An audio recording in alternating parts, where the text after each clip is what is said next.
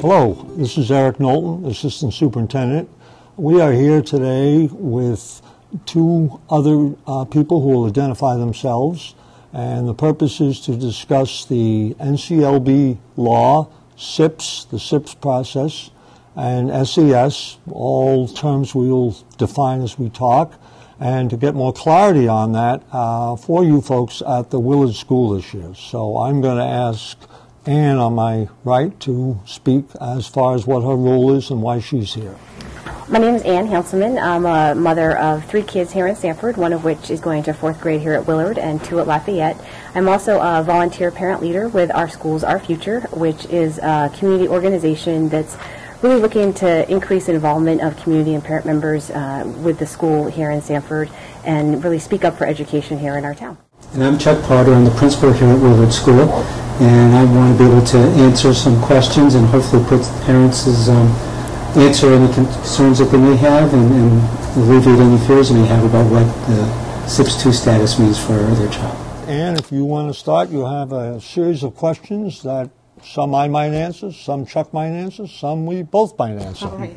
And a lot of these questions come from other parents in town that have expressed them to us via our Facebook page or who were at our meeting last Monday in the park where we kind of talked about this as well. So first, it seems like that we had very little time to have discussions about CIPS 2 status at Willard and kind of not much of a chance to talk about what it means to us. Why were parents only notified of the status within the last 2 weeks? Part of it, Ann, is the timing that we get the information. Last year, when we got the information at the end of May, I quickly sent a letter out to parents and follow the state guideline because they give us a timetable of when we need to do things. When we send the school choice letter, when we send letters about supplemental educational services, which is the tutoring. And then also last year I put in an appeal to our status, and the I'm going to call them penalties that happened to the district because of our CIPS 2 status, CIPS being continuous improvement plan we need to have, and 2 means it's our 2nd year after a monitoring being on it.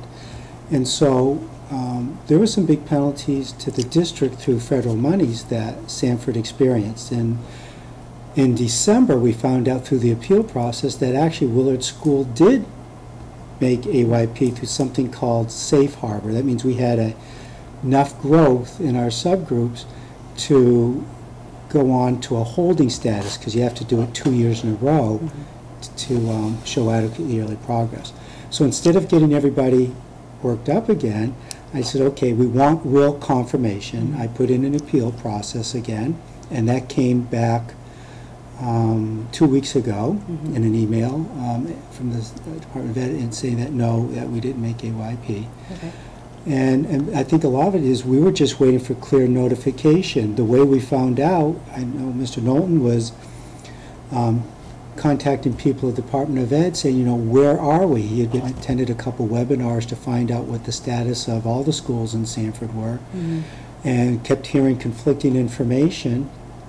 And finally, when we called again, they said, well, just check the Measured Progress website. You can see on the release form where your status is. And by that time, it was the end of June, and we're just trying to figure, okay, what does this mean? How are we going to get the information out? And that kind of, who's still in district that we can work with, and that just kind of led to the delay.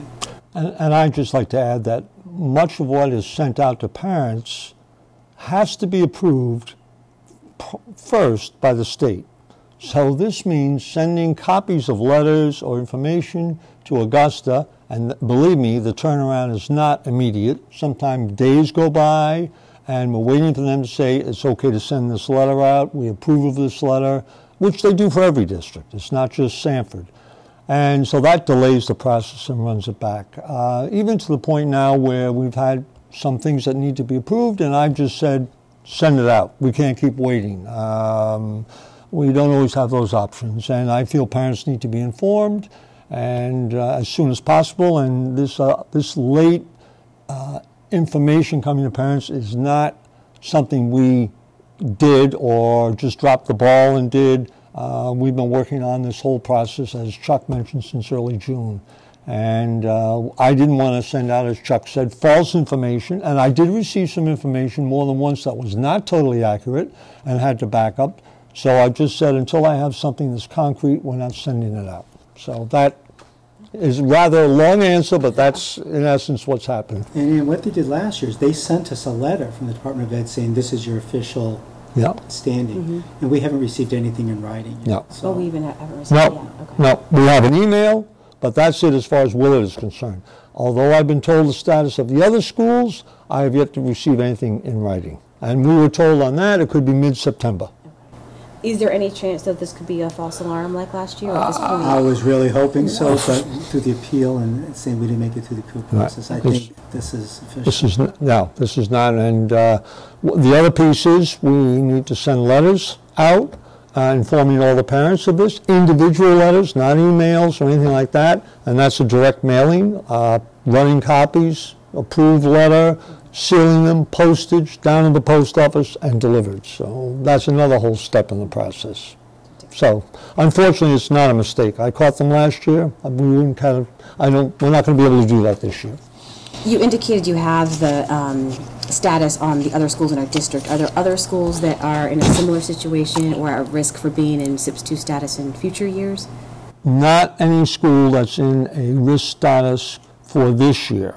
We are in either, from my understanding, from what I've been told, on the phone and through an email, we are on either a monitor or meets AYP status in the other elementary schools, the other 4. Next year, we would hope this would not be an issue because of the new assessment that the state of Maine is putting forward and asking the federal government to approve, which will then get us out of NCLB. There are already 38 states like that. We would be one of the last 12 to be granted to get out of not using NCLB as a guideline. And that means that all schools within the state of Maine would not have to worry about the annual, yearly... They would not have to worry about the NCLB, okay. Yes, they would not. They would be under the new Maine system that we are very hopeful will be approved. Okay. From a funding standpoint, does SIP status mean that we're losing funding for any of our regular programs, and how does it affect the... It doesn't affect district monies or the district school budget. What it does affect is federal monies, and it doesn't mean totally that we've lost the money. What it means is that in Title I, which we are a heavy receiver, we have to set aside 20% of the funds because Willard is in a SIPS 2 status. That amount of money is approximately $160,000. This money has to be set aside for the tutoring. If all of that money is not used for tutoring, it then can be put back into the Title I budget, but that will not occur until sometime early spring. Okay. So we don't lose it, but it's sort of earmarked for the tutoring at Willard, and that's part of NCLB, part of the federal law. That's not even Augusta's law. That comes from the Department of Ed in D.C. But all our normal art programs, correct, music, all continue as... That's right, not affected. Art, music, phys ed, supplies for literacy, math, classrooms stays the same. Can you really briefly, if that's possible, tell me what Title I... I think there are some folks that don't know what Title I money stands for. Yep. Title I is one of the title grants from the Department of Education. Right now in the state of Maine, there's only 3 titles that are used, Title I, 2A, and 3. One is for children who are, Title I-A is for children, economically disadvantaged children who meet a certain criteria and have achieved at a certain level academically. They normally receive 90 minutes a week of supplemental classroom instruction. It is not to be confused with special ed, because special ed, a child could be in every day receiving instruction. This is not that. And this is like trying to give them a boost and bring them up to where they should be in a classroom. They could be in Title I for a year. They could be in Title I all through their elementary years. It's a small ratio of like 1:3, 1:4 with a Title I teacher. And all of our Title I teachers in all the elementary schools are certified teachers. So it's a help, but they only receive like 2 45-minute sessions a week or 3 30-minute sessions a week. It is not every day, and it is supplemental to classroom instruction. So if they're having problems in literacy, they would receive literacy instruction as supplemental. So they receive the regular classroom instruction plus this extra. In terms of the free tutoring that's going to come from those Title I funds, can you talk to us, Chuck, about who's eligible for that and how that process will work? Yeah, I'm glad you're asking that. The tutoring, or the SES provider, Supplemental Education Services providers, the federal ruling says it's only for students economically disadvantaged. That's our free and reduced lunch students. So you could have you could be a full-pay student, be struggling in math, having trouble meeting it, and you don't qualify for the free tutoring. You could have a student who's straight A's or is proficient in every standard, and they would qualify. It doesn't mean that they want to take advantage of it. They may not need to, but it is available to them. Is there a way that parents can get guidance on enrolling their kids in tutoring to make it most effective for those kids that are eligible? Yeah, we're doing a provider fair September 10th right at Memorial Gym. And I'm hoping, because the timeline was it had to be, no, I'm sorry, September 11th. Okay. Well, I'm thinking this through. September 11th is the night. September 10th is the school board meeting. Right. But the window is we could only do the fair between September 10th and September 20th. You can't do it before and you can't do it afterwards. Yeah. So I didn't want to conflict with the school committee meeting, so I had it on the following night. I'd really like parents to come, talk to the providers, ask questions. We have some sample questions that they may want to ask, because each provider charges a different amount. So I'd like them to think about, how they provide services for their child. I'd like to think about how their child learns best. Are they getting the best bang for the bucks? One service provider may only provide 13 sessions, another may provide 23. Does your child need more repetition to hang on to the information? So I hope they would come, listen to the providers. If not, ask for the pamphlets that they're supposed to provide, and then just make a choice what they see would be best for their child. Do you know what time that's going to be running? Yes, 5:30 to 7:30 on the 11th. And then when do parents have to choose, when do they actually have to choose tutors and start the process? Before the 20th, because I think the okay. state guideline is they have to start with the first week in October, I believe. Okay. Yep. Okay. One of the things that came up at our meeting last Monday was that 2 of our small elementary schools in town, Emerson and Lafayette, have actually moved forward with student-centered proficiency-based learning, either school-wide or in certain, English, for example, at Lafayette, or reading in Lafayette, which is Stanford's vision, that student-centered classroom is proficiency-based. And basically it means that, for folks who don't know, aren't familiar with it, kids are working with other kids at a similar level, and then I think of it as a pod. As a mom, they're in that little pod with kids that are at their similar level. And it doesn't mean they're in the same grade. We can have first graders with third graders and third graders with second graders, but they're with kids in a similar level of ability, and they could be moving forward. My daughter was in 4th grade reading at one point, or close to, but she's only a second grader. So a lot of us benefited from that last year, and a question that came up was whether we'll see that happening here at Willard as our kids move from those schools here to 4th grade at Willard. Not in that same format. I mean, I think what Lafayette and Emerson has done is wonderful, and trying to learn a lot from what they're doing, because they've had so many members of their staff who've been trained in it. They've been able to meet on similar collaboration times and kind of structure it and plan for it.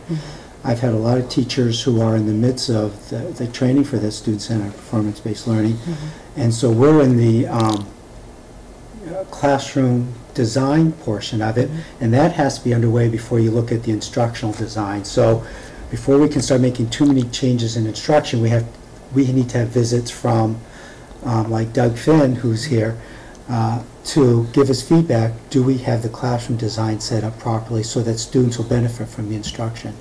I have teachers who have been dabbling in it and have had strong responses from them, very encouraging. The students say that they like it. The teachers say it's a lot of work, but they see the results and the student engagement. So I think we're slowly getting there. We haven't gone across grade levels, but we're doing more sharing within the grade levels to try and meet students' needs, because we do have that opportunity with 7th, 4th grade, 6th, 5th, and 6th, 6th to do some sharing and try and meet the different ability levels. We talked last year a little bit about piloting across grade level span in one subject, math, because that's where our CIPS status, we didn't make it, was in math. But we ran out of time to really plan it thoughtfully, and I don't want to just do something to say we did it. I want to make sure that we do it thoughtfully and really think it through, and then as we evaluate it, make some changes that'll be for the betterment. So, is that a goal for the next 2013-14 school year, or is it not really a specific goal at this point for Willard? I want to keep talking about it this year. I had some teachers who are interested in it, but it's a lot of fact finding. It's really being able to talk to people right in district, Emerson, Lafayette, and tell us how you did it. What were some of the hurdles that you had to schedule around? I'm thinking scheduling may have been some of it. Staff were saying, do parents mind that if they have a 3rd grader with a 1st grader, or does the child mind if they're not with age peers where they've been for so long? I think there's just some old questions, or not just questions, some traditional ways of thinking that we're getting away from, and we're trying to make sure that we do it and we don't throw everyone for a big learning curve. And I think teachers just need that answered for themselves. Not that they're worried, but they don't want to upset any parents. We work really hard here, and what they want to make sure is they don't want to experiment and then find out that the gains weren't made and feel like they didn't do the best and didn't get the children as far as they could have. So they really want to make sure if we do this, we're all in and it's going to have a positive result. And I would just add that, as you know, there were single-gender classrooms at Willard, and they were extensively researched, implemented, highly successful, unfortunately stopped because of an outside group, ACLU, and but the thought process that went into that before it was implemented was extensive, and I think that goes along with what Chuck is saying relative to something like this. The last thing you want is to put something forward and then have a problem, and then that's the direction the district's going in, and you've already got a problem in the classroom. And with 6 or 7 sections of each grade level, plus sharing itinerants, art, music, phys ed, library, scheduling is always a challenge under normal circumstances, so a little more. Thank you. One of the CIPS-2 status effects on parents, I guess, is that we have the opportunity or the ability to request that our kids transfer to another school in the district, which in our case means Carl J. Lamb. Are there services that Carl J. Lamb can provide to our students that they can't get at Willard? As we're thinking about whether a transfer makes sense, or the things at Carl J. Lamb that students can get that they just can't get here at Willard? We have, it's the same curriculum across the district, by grade levels. Same proportion of staff trained in the student-based performance. We have resource room, Title I programs.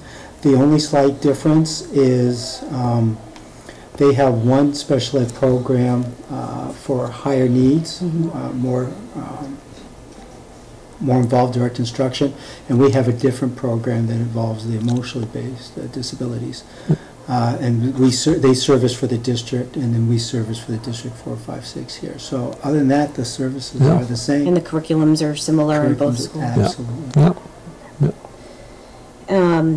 If And I think it may be a moot point. Do parents have to request transfer by today? Or excuse me, today being the 20th, or is it tomorrow, the 21st? The 21st, 21st. by 3 o'clock tomorrow. Yeah. One of the questions, just to have it on the table, because it may come up again, is if a student transfers, say they're a 4th grade student and they opt to transfer to Carl J. Lamb this year, I assume that they'll continue through 6th grade at Carl J. Lamb? I mean, they wouldn't be popping back and forth. That would be the idea. Certainly we don't want the popping back and forth. If there was an issue at the end of a given school year that the parents had a real major issue and the child had to come back, that could be looked at.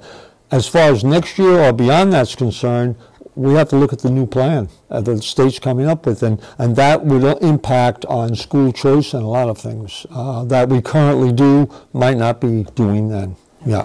Yeah. And if a child has younger siblings coming up and a parent opts to transfer them to Carl J. Lamb, does that mean the siblings, as they move up, would also go to Carl J. Lamb? Questionable, only because of the change in plans. Okay, so if we were under NCLB for the next 10 years, I'd say yes, but that's not going to happen. Okay. Overall, and I guess I'd like to hear from both of you on this, what do you feel is the biggest issue or challenge that we face as a community and a school in Willard in particular when it comes to being under the CIPS 2 status? I guess it's the biggest challenge is getting all the information out in a timely manner. You brought that up with the first question. It was a good point. I also appreciate that you shared on your website that, if they check over through your Willard school has been making improvement every year. So I think it's, one thing I liked hearing from one of the parents at the meeting at Compton Park last Monday was she goes, so really there's no reason to panic. And I thought that was a great insight, because that's, I think, the message we want. There's no reason to panic. We got to identify, not because of our overall school scores, which, as you can see, is higher than the state average and just as high in some areas as Carl J. Lamb. It was a subgroup, and there's several subgroups, and if one subgroup doesn't make that progress that they're looking for, then the whole school is targeted. So with that in mind, there's some things that I think would be helpful for Willard School, and that is parents just take a strong vested interest in their child's education, ask questions, communicate with us. Attendance is important. It's hard to help someone if they're not here, and so 2 years ago we need a 95% attendance rate with our students, and 1 year it looked like we fell below until I went and then realized there's some students who had moved out of district that they didn't know about, and it brought us back up. But being here, we tell the students that all the time. You may feel a little under the weather. Come to school. We have a school nurse here. If you're really sick, we'll have you go home. But if it's just because you stayed up too late watching TV, you really need to be here, and be rested and be ready. I think it's just being ready for school. We have a certain percentage who come in tired. They put their head down, and I'm being called because the teacher said they're falling asleep in class, and that's really sad because it's a huge detriment to their education. And it's when we go standards-based, when we're there 100%, that's when they're going to, wow, I wish I hadn't done that, because now I've got so many standards I've got to prove that I've met before I can move on. So I think it's just being ready when you come to school. And I think also Chuck and his staff do a wonderful job having math nights, math fairs, accenting how important math is and math in your life, looking for parent volunteers to come in all the time and help, and do some kind of volunteering, instructing, tutoring. Those are all important parts of being involved with your school. And I realize parents' schedules are tough and tight, and the days are not always theirs. But any way they can help out and is always good. And being involved and being knowledgeable about your school, email, ask questions, get answers. No question, I used to tell people, no question is too silly to ask. You might think, well, I don't want to be embarrassed by this question. You ask the question. If it's important to them, it's important to us. All right, I think we're at the end. We thank you. Hope everyone enjoyed this. And also, if you have any questions, please feel free to email, call, or communicate. Thank you.